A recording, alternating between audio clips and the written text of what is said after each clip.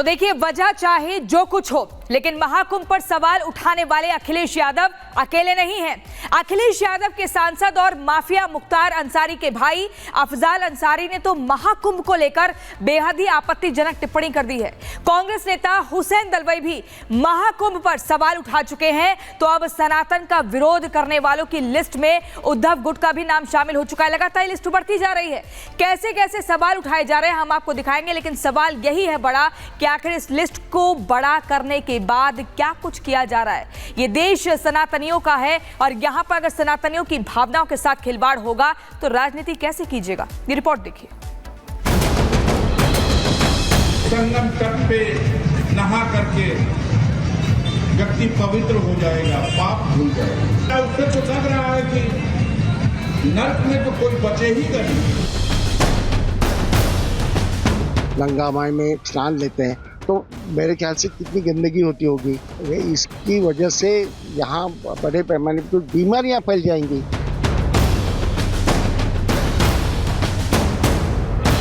महाकुंभ में सवाल खड़े करने वाले ये नेता सनातनी एकता को देखकर डर गए हैं या फिर इन्हें महाकुंभ से दिक्कत है, ये तो हम आपको बता नहीं सकते। लेकिन एक बात तो तय है कि एक जगह पर सनातनियों की इतनी बड़ी भीड़ देखकर कुछ लोग जरूर बौखला गए हैं। अखिलेश यादव के सांसद अफजाल अंसारी अब बयान दे रहे हैं कि महाकुंभ की भीड़ को देखकर लगता है कि नर्क में कोई नहीं बचेगा और स्वर्ग हाउस फुल हो जाएगा। संगम तट पे नहा करके व्यक्ति पवित्र हो जाएगा, पाप धुल जाएगा, वैकुंठ में जाने का रास्ता खुल जाएगा। उससे तो लग रहा है कि नर्क में तो कोई बचे ही नहीं। दिलचस्प बात यह है कि अफजाल अंसारी ना तो सनातनी है और इस लिहाज से देखा जाए तो शायद उन्हें सनातनी परंपरा का ज्ञान भी नहीं होगा, लेकिन फिर भी बेवजह अफजाल अंसारी अपना ज्ञान दे रही हैं।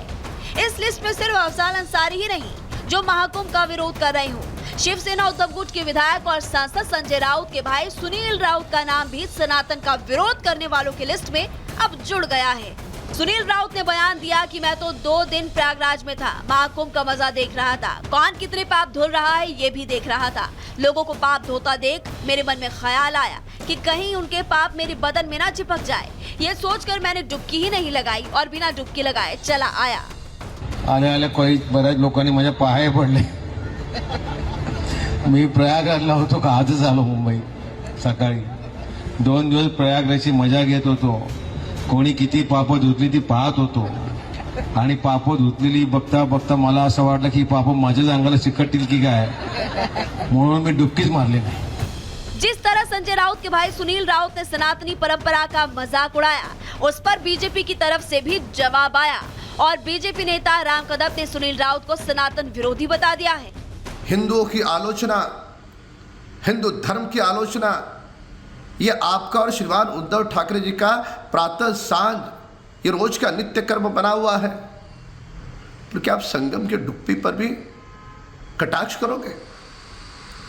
यह सनातन हिंदुओं का घोर अपमान है। ये बात सही है कि देश में लोकतंत्र है, सभी को संविधान ने अधिकार दिए हैं कि वो अपनी बात खुलकर रख सकता है। लेकिन जिस तरह से सपा और अब शिवसेना उद्धव गुट की तरफ से महाकुंभ को लेकर सवाल उठाए जा रहे हैं, उससे कहीं न कहीं सनातन के अपमान और तुष्टीकरण की राजनीति से जोड़कर इसको देखा जा रहा है। Bureau report, Republic Bharat. तो महाकुंभ को लेकर कुछ लोग हैं कि बार बार सवाल उठा रहे हैं, अनर्गल बयानबाजी कर रहे हैं, जिसको लेकर अब हनुमानगढ़ी के महंत राजू दास ने भी बयान दिया है। क्या कुछ उन्होंने कहा है, सुनिए। सपा सांसद अफजाल अंसारी के द्वारा दिया गया बयान कुंभ पर अति दुखद है, निंदनीय है। अगर दम हो किसी राजनेताओं में, नेताओं में, चाहे किसी भी व्यक्ति में, तो इस्लाम के बारे में बोलकर देख ले, बोलने के लायक नहीं रहेगा। कितनी दुर्भाग्य की बात है कि इस प्रकार से टिप्पणी करना। मैं कहता हूं इसके खिलाफ सख्त से सख्त कार्रवाई हो और ऐसे लोगों के खिलाफ हिंदुओं को आगे आकर और मुंह तोड़ जवाब देना चाहिए और इनको अच्छे से ठीक करना चाहिए। और हमारे साथ हमारे दो सहयोगी प्रयागराज से जुड़ चुके हैं, राघवेंद्र और ऋतु हमारे साथ जुड़ चुके हैं। पहले राघवेंद्र का रुख करते हुए, राघवेंद्र, विपक्ष है कि बयानबाजी से बास नहीं आ रहा है। अब ऐसे में सवाल वाकई में यहाँ पर ये उठ जाता है कि आपको महाकुंभ से दिक्कत है, सनातन परंपरा से दिक्कत है, सनातनियों से दिक्कत है, या फिर ये सब कुछ वोट का चक्कर है? देखिए, आज 15 फरवरी है और श्रद्धालुओं की बात करूं तो जो श्रद्धालुओं की जो आने की संख्या है वही हैरानी का मेन कारण इस समय बना हुआ है। जो कुछ नेता कुंभ पर लगातार टिप्पणी कर रहे हैं, वो भी बड़े बड़े नेता जो संवैधानिक पद पर हैं और रहे भी हैं। तो ऐसे लोगों की जो नाराजगी है या ऐसे लोग जो हैरान हैं, वो ये भीड़ देख के, आप देखिए ना, आज भी संख्या में श्रद्धालु चले आ रहे हैं। आप देख रहे हैं, ये सुबह से रात से ये लाइन टूटी नहीं है। रात से ये श्रद्धालु चले आ रहे हैं। कहां से आ रहे हैं, किधर से आ रहे हैं, कुछ पता नहीं। आप अगर इनसे अभी सवाल करेंगे तो अलग अलग राज्यों के ये लोग मिलेंगे, ये युवा मिलेंगे, ज्यादातर युवा निकलकर। क्या नाम है भाई साहब? मेरा नाम सौरभ ठाकुर है। कहाँ से आ रहे हैं? मैं अलीगढ़ से आ रहा हूँ। अलीगढ़ से आप आ रहे हैं, कैसा लगा प्रयागराज आके? सर अभी तो घुसा हूँ प्रयागराज में, वैसे रहता भी हूँ यहीं प्रयागराज में 6 साल हो गए मुझे। 50 करोड़ श्रद्धालु नहा के चले गए, पैर रखने की जगह नहीं है। ये आंकड़े किसी को दिखाई नहीं दे रहे। कुछ लोग कह रहे हैं गलत बताया जा रहा है। देखिए, ऐसा कुछ नहीं है, अपनी अपनी सोच है, अपनी अपनी समझ है। बस जो जो बोल दे वही सत्य मान लिया जाता है जी। क्या सर, क्या कहेंगे, कहाँ से आ रहे हैं? अलीगढ़ से आ रहे हैं हम भी। अलीगढ़ से आप आ रहे हैं, कैसा लगा प्रयागराज आके? बहुत बढ़िया। ये इतने श्रद्धालु आ रहे हैं, ये लोगों को दिखाई नहीं दे रहे हैं। ये आ रहे हैं, अपनी जिंदगी के अंदर श्रद्धा है इसीलिए आ रहे हैं ना। और नहाने आ रहे हैं, नहा के चले जाए थे। तो कह रहे हैं गलत आंकड़े बताए जा रहे हैं। नहीं, गलत आंकड़े नहीं है, सही आंकड़े हैं। इतना किसी को दिखाई नहीं दे रहा है उनको। ठीक है राघवेंद्र, आप लोगों से बातचीत कर रहे हैं, एक बार ऋतु का भी रुख कर लेते हैं। ऋतु, आपके आसपास भी लोग दिख रहे हैं, उनसे भी बात कीजिएगा और पूछिएगा कि समाजवादी पार्टी के मुखिया अखिलेश यादव कह रहे हैं कि स्वर्ग नर्क कुछ नहीं होता, पाप पुण्य कुछ नहीं होता। हालांकि वो खुद आस्था की डुबकी लगाने आए थे और ये माना जाता है कि डुबकी इसलिए लगाई जाए ताकि पापों का प्रायश्चित करें, किसी भी व्यक्ति को पुण्य मिले, उसकी प्राप्ति हो। ऐसे में लोगों का क्या कहना है अखिलेश के इस बयान के बाद, क्योंकि बार बार सनातनियों के महापर्व का लेकर दुष्प्रचार किया जा रहा है? बिल्कुल प्रियंका, और यहाँ पर मैं सबसे पहले बताना चाहूंगी कि लगातार जो बयानबाजियों का दौर है, महाकुंभ की नगरी में एक तरफ लोगों का आना जारी है और यहाँ पर बयानबाजी जिस तरीके से की जा रही है, कुल मिलाकर के महाकुंभ को लेकर के जो माहौल है वो बेहद ही दिलचस्प बना हुआ है। आपको तस्वीरें दिखा दूं, ये संगम की तरफ से आने वाला रास्ता और यहाँ पर आपको भीड़ अपार संख्या में नजर आ रही होगी लोगों की। मैं चाहूंगी कि लोगों के बीच भी चले और लोगों से बातचीत करने की कोशिश करेंगे।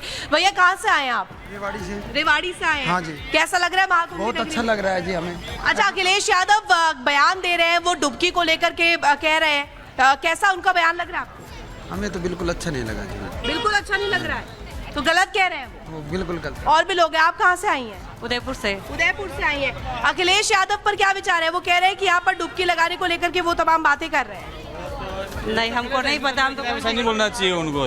बिल्कुल गलत कह रहे हैं। गलत ही कह रहे हैं ना। तो आपको व्यवस्था अच्छी लग रही है? बिल्कुल अच्छी व्यवस्था है। बिल्कुल शानदार व्यवस्था। हमें आने के बाद कोई दिक्कत नहीं हुई कल से।